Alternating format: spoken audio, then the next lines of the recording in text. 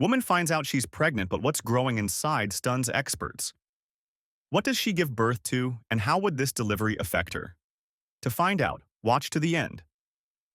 But first, please subscribe to this channel so you don't miss stories like this again. Brenna had always considered herself a simple woman. Living in the quiet town of Eldon Hollow, nestled between the misty peaks of the Dragon's Spine Mountains and the enchanted forest of Lunalith, her days were filled with tending her modest apothecary and caring for her ailing father. The town was a melting pot of diverse creatures: hobbits with their jovial nature, dwarves known for their masterful craftsmanship, elves whose wisdom spanned centuries, and even the occasional wandering mage or two. Brenna had grown accustomed to the eccentricities of Eldon Hollow, but she was entirely unprepared for the events that would soon upend her life. It started as an ordinary morning. Brenna had risen early to gather herbs in the forest.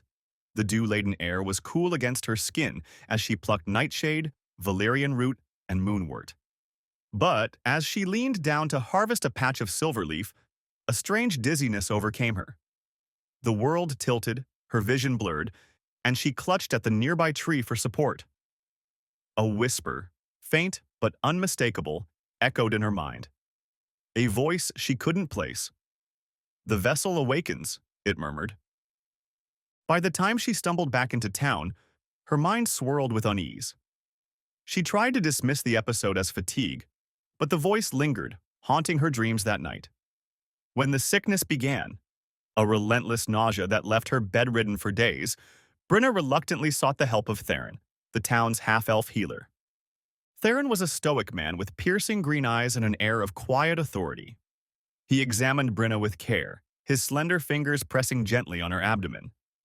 His brows furrowed as he worked, and his normally steady demeanor cracked for the first time. "You're with child," he said slowly, though his tone was tinged with uncertainty. Brenna's heart leapt, followed immediately by a wave of confusion. She had not been with anyone in months, not since the passing of her fiancé, Cale. How could this be? Theron seemed to sense her turmoil and placed a reassuring hand on her shoulder. "There's something unusual about this, Brenna," he admitted.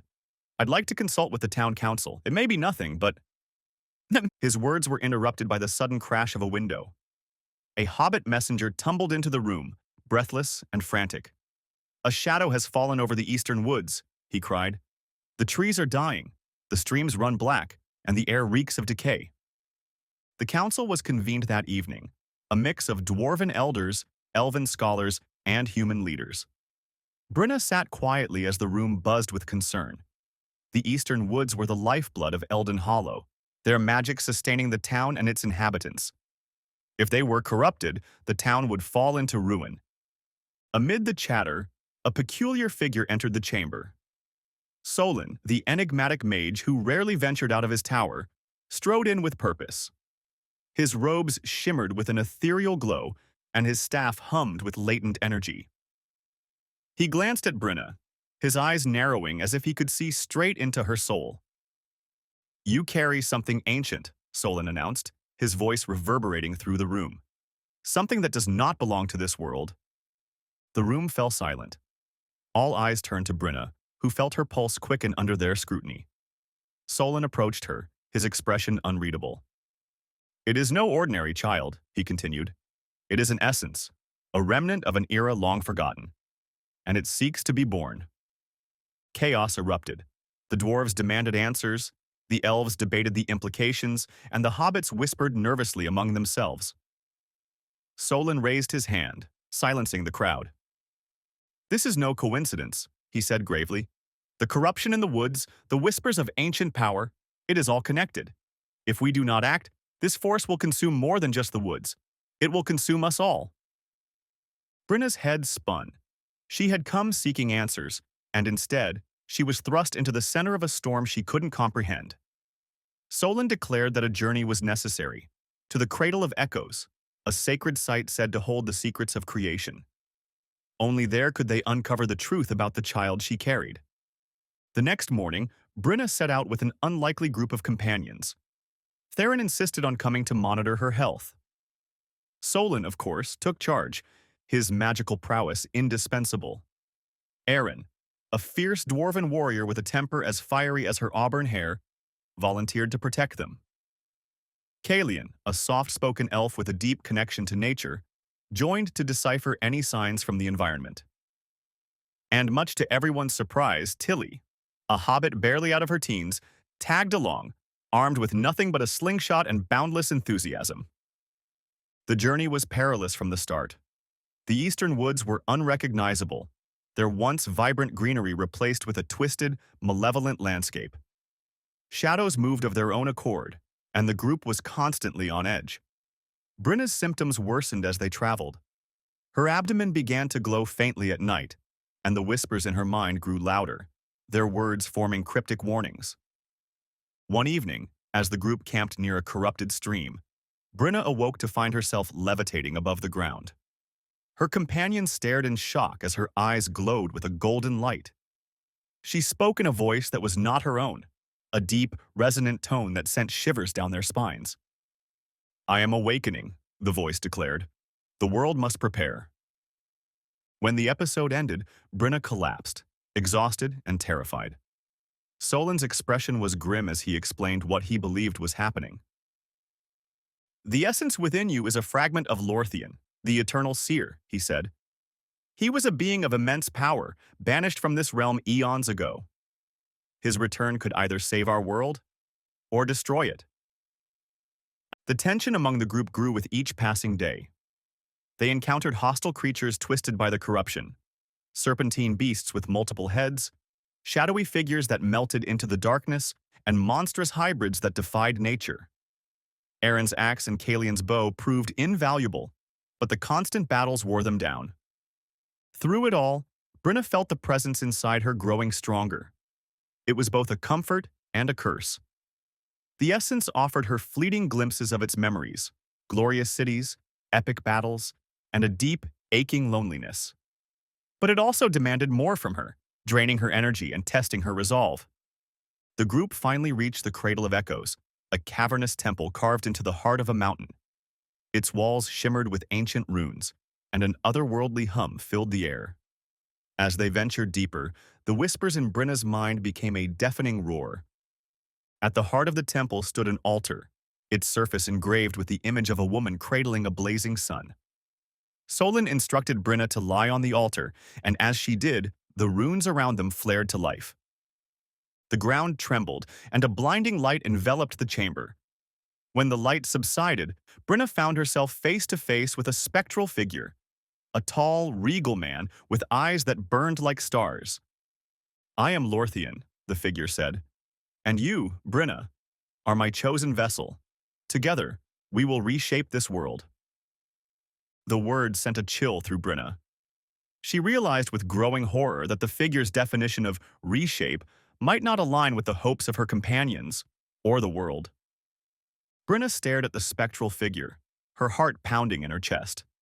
Lorthian's presence was overwhelming, his gaze piercing into her very soul. She could feel the essence inside her responding to him, as if it were eager to be reunited. But she also felt something else, an instinctive resistance, a primal sense of self-preservation that urged her to fight back. You used me," Brenna stammered, her voice trembling but defiant. "You chose me without my consent. Why? What gives you the right?"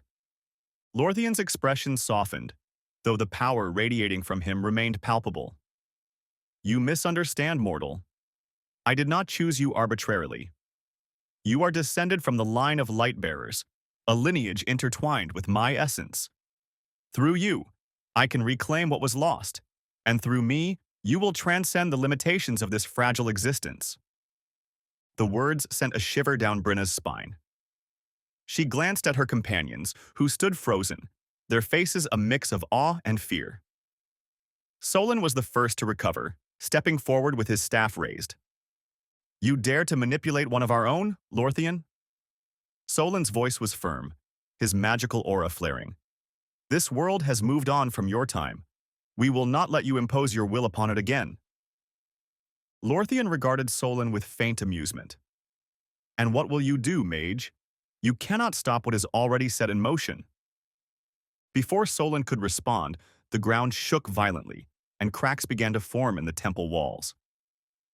The air grew heavy with the stench of sulfur, and an unholy growl echoed through the chamber. From the shadows emerged a creature unlike any they had seen, a hulking beast with jagged obsidian skin and glowing red eyes. It was a guardian of the rift, a being sent to prevent Lorthian's return. The guardian roared, its claws slicing through the air as it charged toward the altar. Erin was the first to react, her axe gleaming as she lunged at the beast.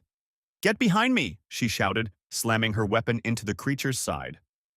Sparks flew as the axe connected, but the guardian barely flinched. Kalian loosed a volley of arrows, each one imbued with elven magic. The arrows struck true, momentarily staggering the beast, but it quickly recovered. Tilly darted around the edges of the fight, using her slingshot to target the creature's vulnerable joints. Solon unleashed a torrent of fire, and Theron scrambled to pull Brenna away from the altar. "We need to get her out of here," he yelled, his voice barely audible over the chaos. But Brenna couldn't move. The glow in her abdomen intensified, and she felt a surge of energy coursing through her veins. The whispers in her mind became a single, commanding voice. Her own voice, but stronger and more resolute. "Enough!" she cried, her voice amplified by the power within her. A wave of golden light erupted from her body, slamming into the guardian and throwing it back. The creature howled in pain, its form disintegrating into ash. The room fell silent, save for the crackling of residual magic. Brenna's companions stared at her in shock.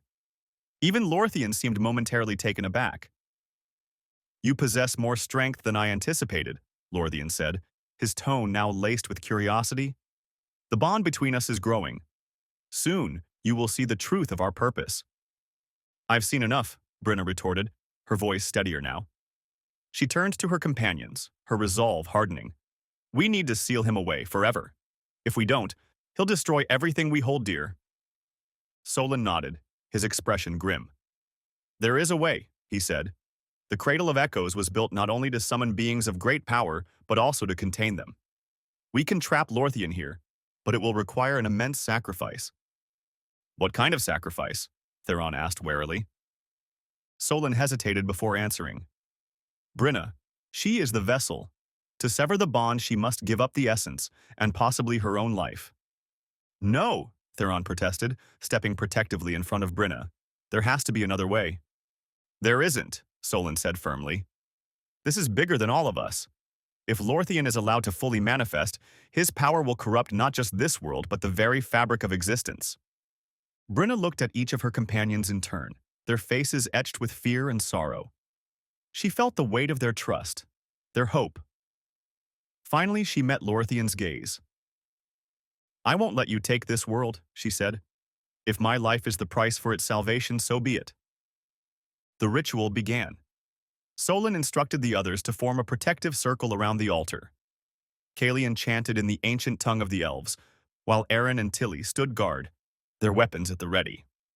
Theron stayed close to Brenna, his hand gripping hers tightly. "You're not alone," he whispered. "We'll see this through together." As the ritual progressed, Lorthian's form began to waver. He resisted fiercely, summoning shadowy tendrils to lash out at the group. But Brenna focused all her strength on the light within her, pushing back against his darkness.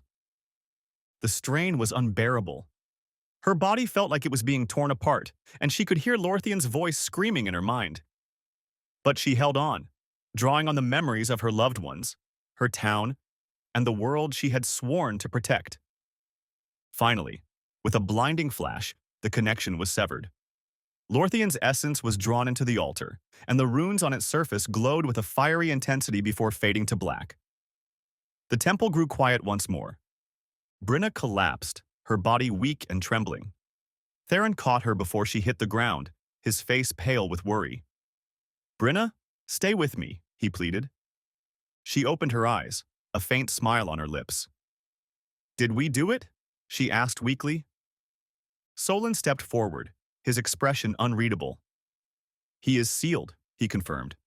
"But the cost?" Brenna's glow had vanished, and with it, the essence that had once connected her to Lorthian. She was mortal once more, but the toll of the ritual had left her teetering on the edge of consciousness. Theron carried her out of the temple, the others following in solemn silence. The corruption in the woods began to recede, and the first rays of dawn broke through the darkness. Eldon Hollow had been saved, but the scars of the ordeal would linger forever. Brenna, though alive, would never be the same. Yet as she looked around at her companions, she felt a flicker of hope. They had faced the impossible and prevailed. And deep within the sealed altar, the faintest whisper echoed, a reminder that some forces are never truly extinguished. Weeks passed after the harrowing events in the Cradle of Echoes, but peace in Eldon Hollow was fleeting. Brenna recovered slowly, her strength returning in small increments, though her spirit bore the weight of what she had endured. The whispers were gone, and with them, the unnatural glow of her pregnancy. But the memory of Lorthian's power lingered like an unhealed wound. Life in the town began to return to normal, or as close to normal as a place like Eldon Hollow could achieve.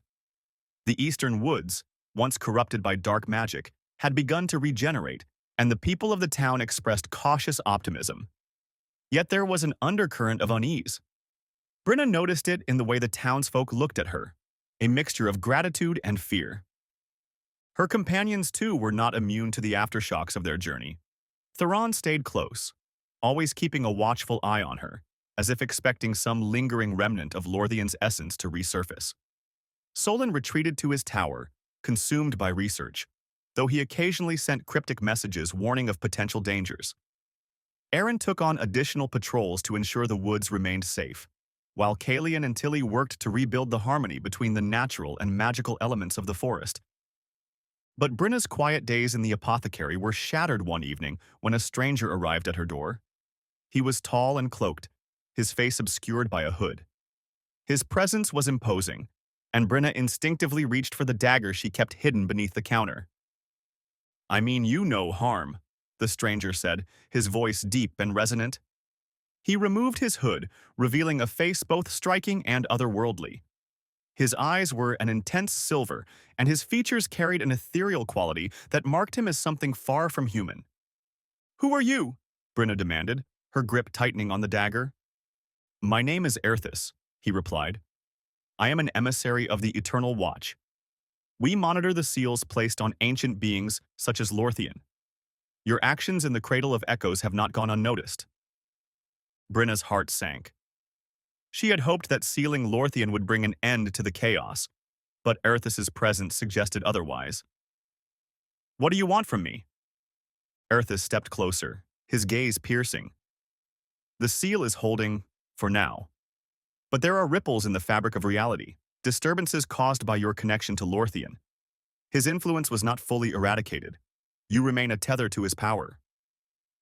"I thought I severed the connection," Brenna said, her voice barely above a whisper. "You did," Erthus acknowledged. "But such a being cannot be contained so easily. His essence sought refuge, and traces of it linger within you, dormant but not powerless." Brenna felt a chill run down her spine. "What does that mean for me? For Eldon Hollow?" Erthus hesitated, as if weighing his words carefully. "It means you are both a beacon and a target. Others who seek to exploit Lorthian's power will come for you. The Eternal Watch can provide protection, but we will also require your cooperation." "What kind of cooperation?" she asked warily. "There is a second temple," Erthus revealed. "One older and far more potent than the Cradle of Echoes.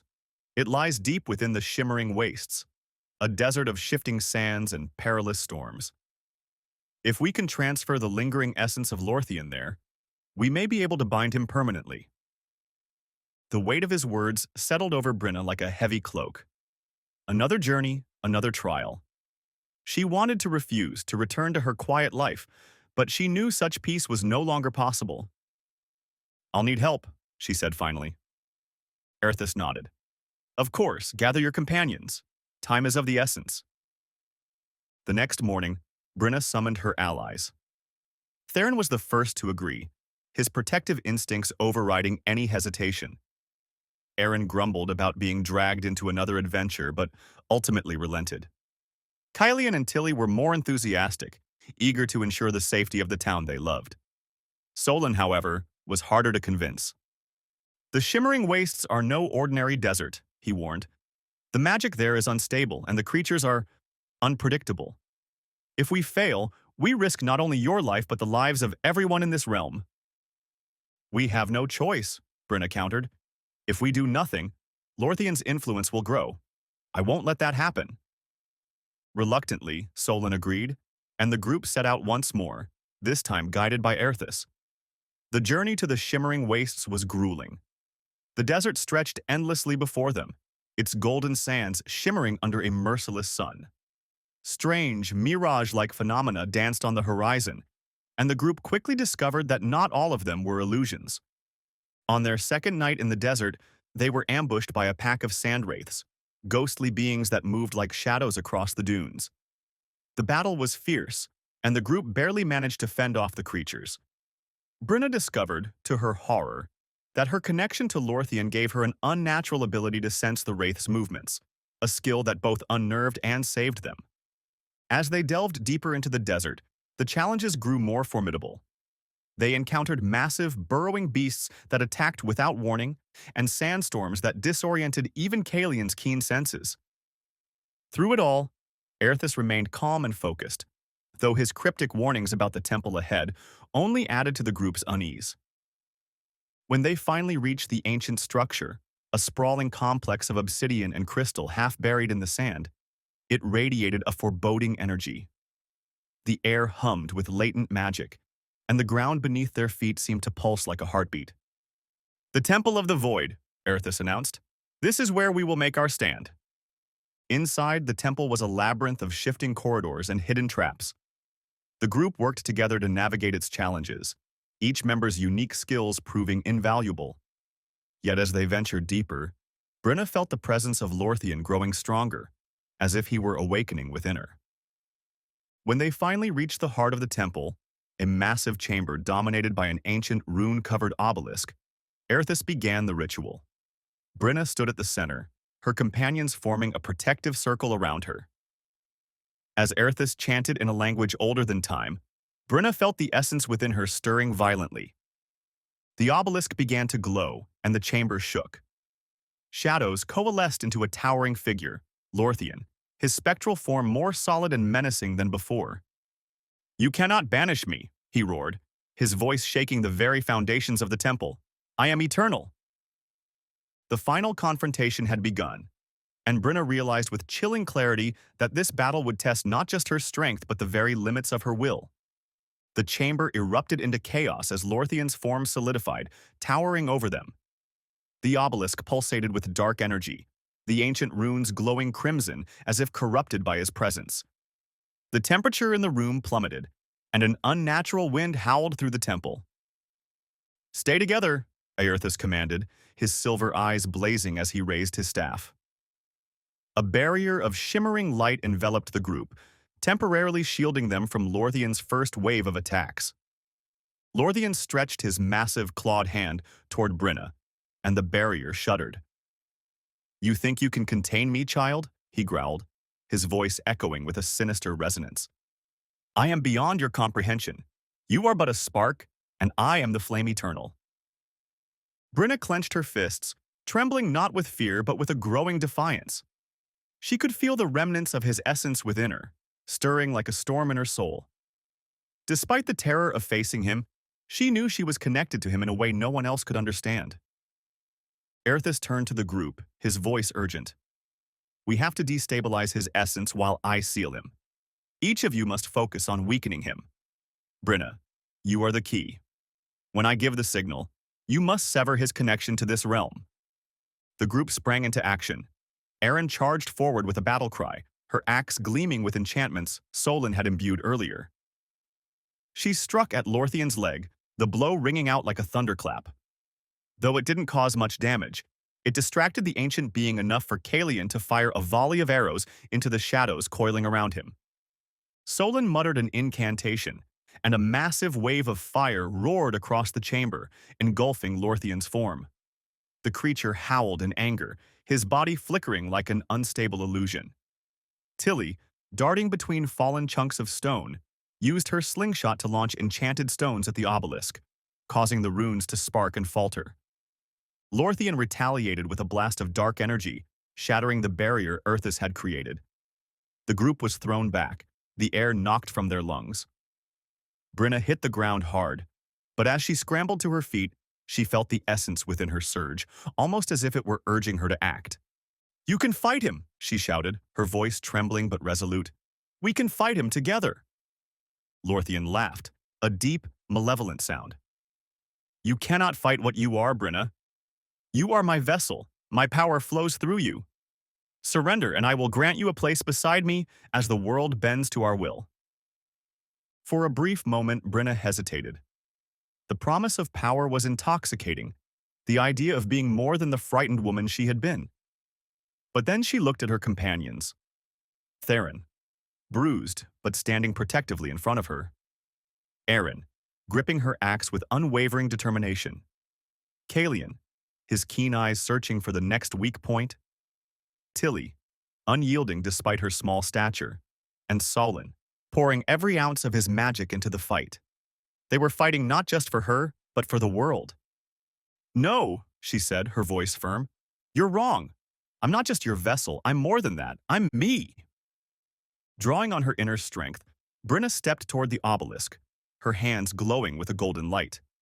Lorthian roared in fury, sending shadowy tendrils to ensnare her, but Theron intercepted them with a blast of healing magic, the light from his staff searing through the darkness. "Now, Brenna!" Erthus shouted, his voice cutting through the chaos. Brenna placed her hands on the obelisk. The moment her palms touched its surface, a surge of energy coursed through her, both excruciating and exhilarating. She could feel Lorthian's essence pulling at her, trying to reclaim her as his own. But she pushed back, channeling every ounce of her willpower. The obelisk's runes began to shift, their crimson glow replaced by a brilliant gold. The temple shook violently, cracks spreading across the walls as the ancient structure struggled to contain the power within it. Lorthian screamed, his form splintering and fracturing like glass. "You cannot destroy me! I will return, and when I do, you will all suffer." With one final cry, Brenna released the energy within her. The obelisk absorbed it, glowing brighter and brighter until it was nearly blinding. Lorthian's form disintegrated, his shadowy tendrils vanishing into the light. And then, silence. Brenna collapsed to her knees, the golden glow fading from her hands. Her companions rushed to her side, their expressions a mixture of relief and concern. "Is it over?" she whispered, her voice barely audible. Erthus knelt beside her, his expression solemn but hopeful. "Yes. The essence has been sealed. Lorthian's power is contained, and his connection to this world is severed." The group sat in stunned silence for a moment, the enormity of their victory sinking in. But the temple was beginning to collapse, the unstable magic causing the walls to crumble. "Time to go!" Aaron shouted, pulling Brenna to her feet. They ran, dodging falling debris and leaping over fissures as the temple crumbled around them. By the time they emerged into the open air, the entire structure had collapsed into a sinkhole, leaving only a cloud of dust and a faint hum of residual magic. Brenna turned to Erthus, her exhaustion evident. "What happens now?" "You've done your part," Erthus said, his silver eyes softening. "The Eternal Watch will ensure the seal remains intact. You are free to live your life." But Brenna wasn't so sure. As she looked at her companions, her family in all but blood, she realized that her life would never truly return to what it had been. She had been changed by this journey, shaped by the trials she had faced. For now, though, they had won.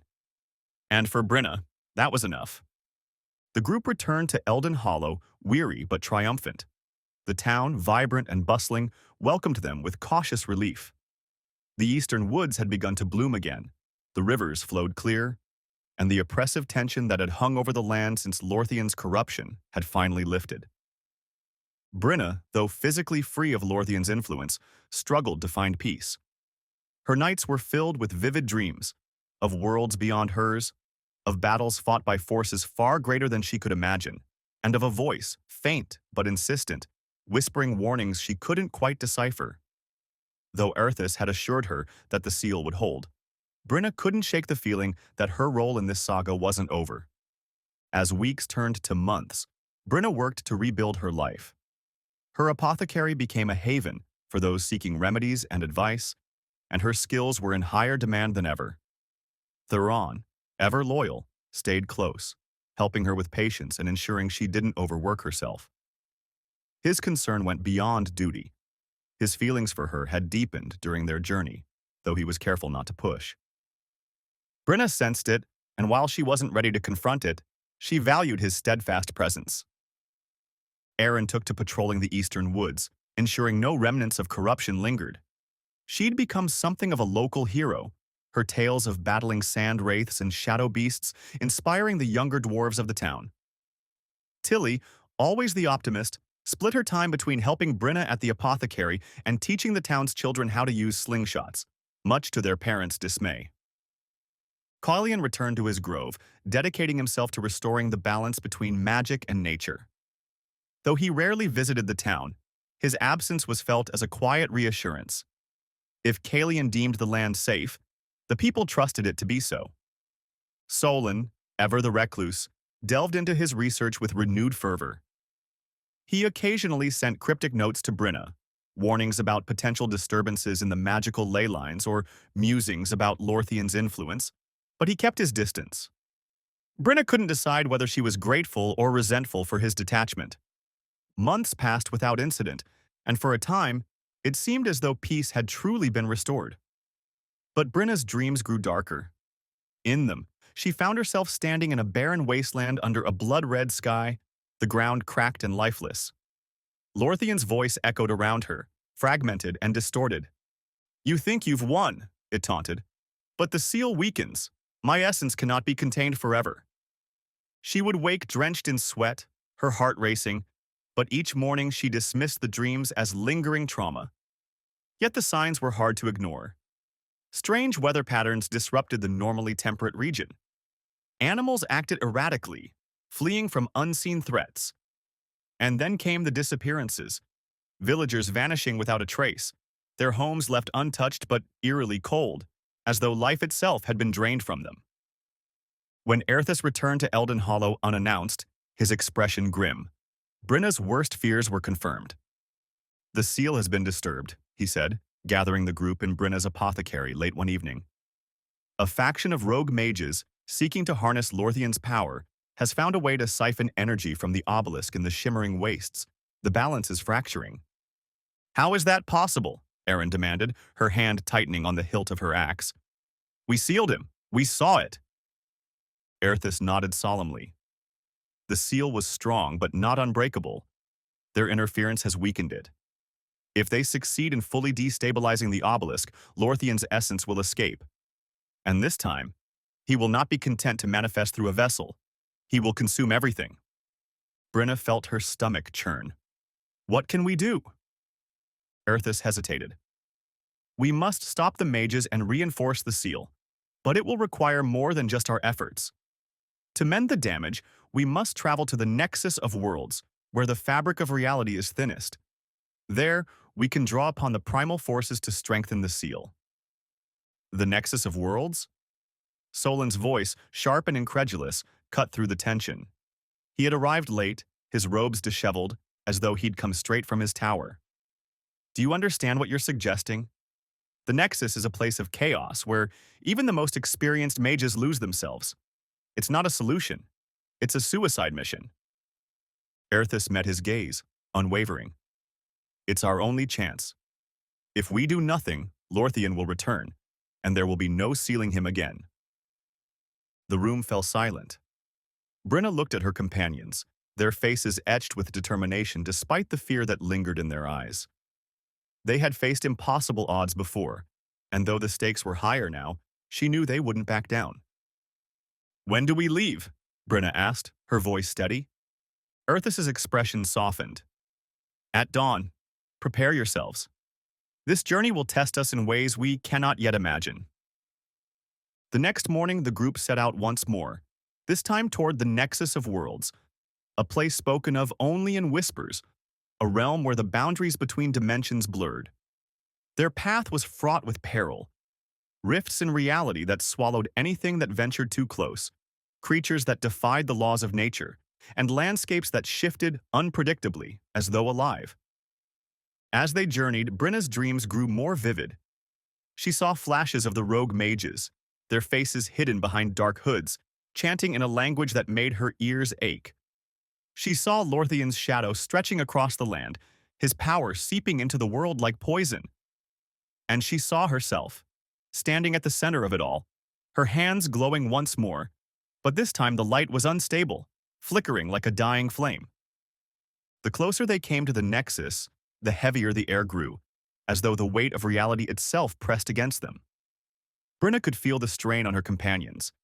Aaron's usually fiery demeanor dimmed, Kalian's calm faltering, and even Solan's unshakable confidence cracking.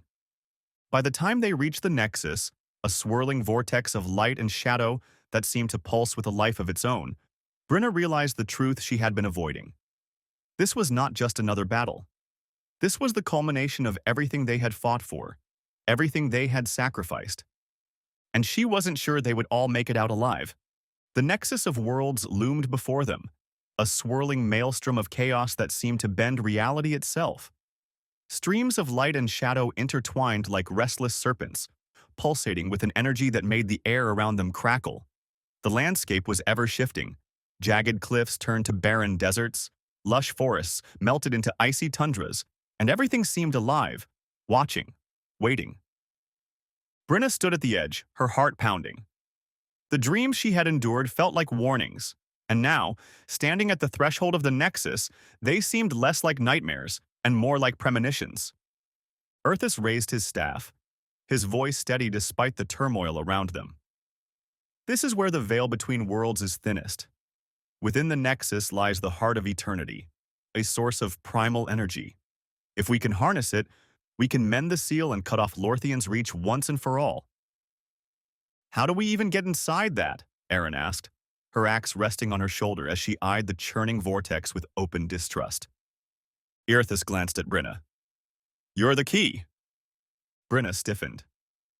What do you mean, I'm the key? You said the seal was about Lorthian's essence, not me. You still carry traces of him, Arthas explained. It's faint, dormant, but it connects you to his power. The Nexus will recognize that bond, allowing us entry. Without you, it will reject us entirely, or worse. Brenna swallowed hard.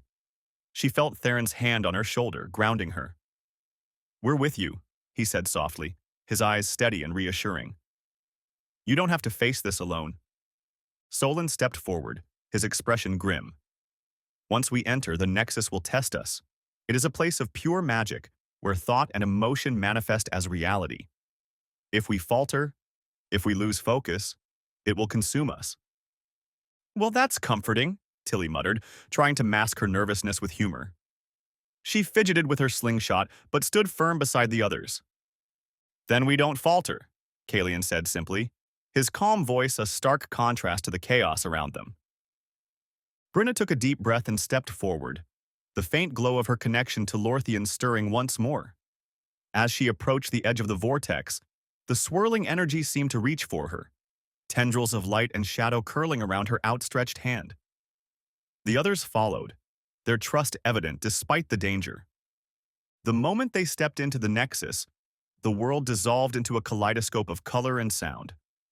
Brenna felt like she was falling and floating simultaneously, her senses overwhelmed. The ground beneath her feet was both solid and intangible, a strange paradox that made her head spin. Stay close, Arthas called, his voice distorted but audible. The Nexus will try to separate us. The warning came too late. A sudden surge of energy swept through the group, and Brenna found herself alone, surrounded by a shimmering void. She called out, but her voice was swallowed by the emptiness. Panic surged within her, but she forced herself to focus. This was the Nexus testing her, she realized. She couldn't let it win. Shapes began to form in the void, familiar faces, haunting memories. She saw Kale, her late fiancé, standing before her, his smile as warm and genuine as she remembered. You could have saved me, he said, his voice laced with sorrow. Tears welled in Brenna's eyes. I couldn't, she whispered, It wasn't my fault. Wasn't it? The figure accused, his form shifting into that of Lorthian. You have always been a vessel, Brenna, always carrying the burdens of others. Perhaps it's time you embraced your true nature. No, she shouted, the light within her flaring. I am more than what others try to make me. I am my own person. The illusion shattered, and the void around her brightened. She felt a surge of strength as her companions began to reappear, each of them bearing the marks of their own trials but standing firm. We're together again, Theron said, relief evident in his voice. Aaron looked shaken but resolute. Whatever that was, I don't want to do it again. Erthus nodded. The Nexus is trying to weaken us. We must reach the heart of eternity before it overwhelms us. They pressed on, the path ahead shifting and twisting unpredictably. Creatures born of pure magic materialized to block their way. Shimmering wolves with eyes of flame, serpentine beings made of liquid silver, and shadowy figures that seemed to drain the light around them. The group fought valiantly, their teamwork honed by months of shared trials. As they neared the heart of eternity, the air grew heavier, charged with an almost unbearable intensity. The heart itself was a massive orb of swirling energy, suspended in a void of infinite stars. Its light was blinding, its power overwhelming. Aerthus began the ritual, his voice steady but strained. We must bind the heart's energy to the seal. Brenna, you must channel it through yourself. Only your connection to Lorthian can guide it. What happens to her if it goes wrong? Theron demanded, stepping protectively closer to Brenna. Erthus hesitated. If it goes wrong, the energy will consume her, and likely all of us. Brenna took a shaky breath but nodded. I'll do it. We don't have a choice. She stepped forward, her hands trembling as she reached for the heart. The moment her fingers brushed its surface, a torrent of energy surged through her, almost knocking her off her feet. The pain was indescribable, but she held on, drawing on every ounce of her willpower. Lorthian's voice erupted in her mind, louder than ever. Foolish girl, you think you can wield this power? You are nothing without me. You're wrong, Brenna said through gritted teeth, her voice steady despite the agony.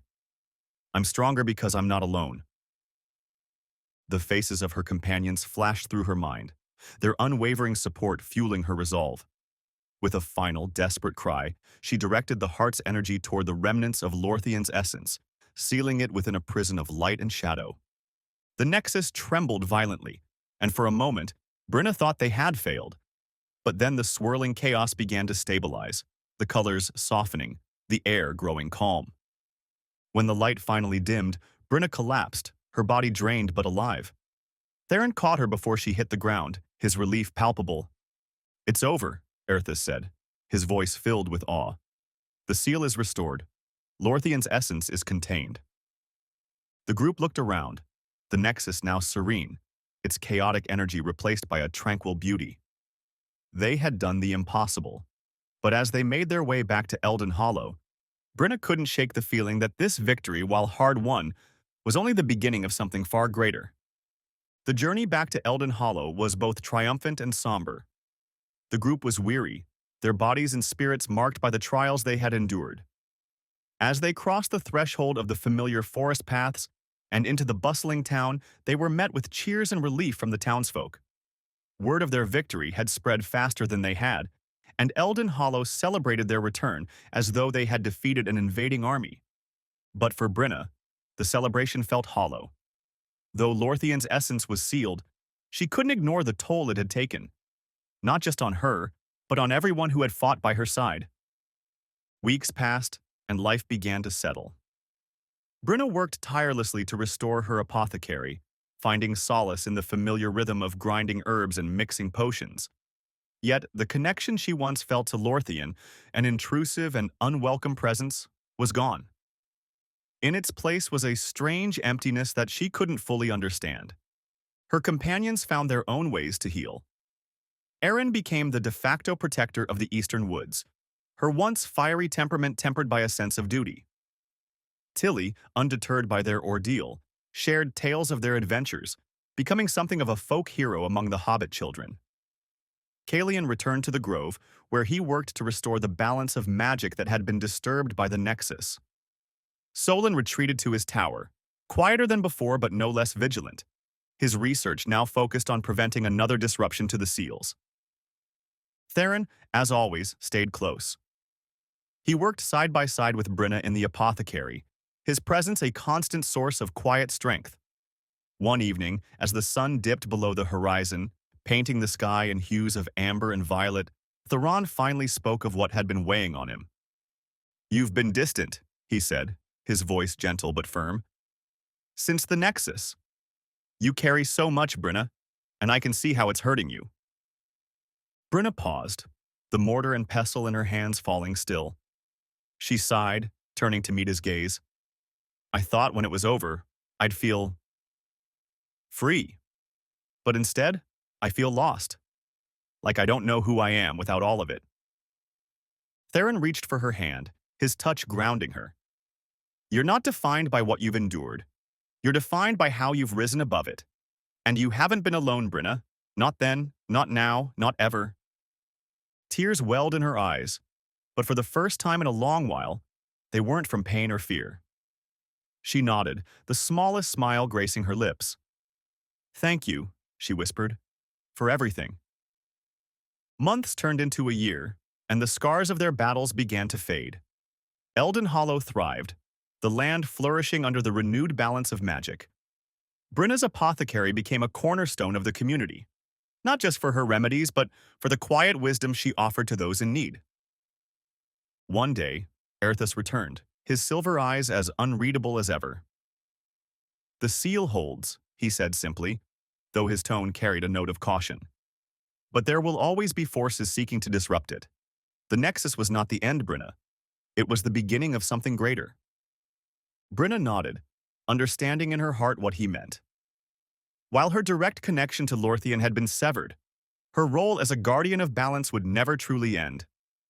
She would always be watching, waiting, prepared to act if the need arose. As Erthus disappeared into the horizon, Brenna stood at the edge of the eastern woods, the sunlight filtering through the trees. For the first time in what felt like forever, she felt a sense of peace. Not because the dangers had vanished, but because she knew she was ready to face whatever came next. Theron appeared beside her, his presence as steady as ever. "What are you thinking?" he asked. She smiled, her gaze fixed on the path ahead. "That maybe it's time to live. Really live. Not in fear, but with hope." He returned her smile, his hand brushing against hers. "Then let's live, Brenna. Together." And as they walked back toward the town, hand in hand, Brenna felt the weight of her past finally begin to lift. Her story wasn't over. It was just beginning. And for the first time, she was ready to embrace it, whatever it might bring. In Elden Hollow, the world moved forward, and so did she, carrying the light of hope in a world forever shaped by the shadows they had conquered.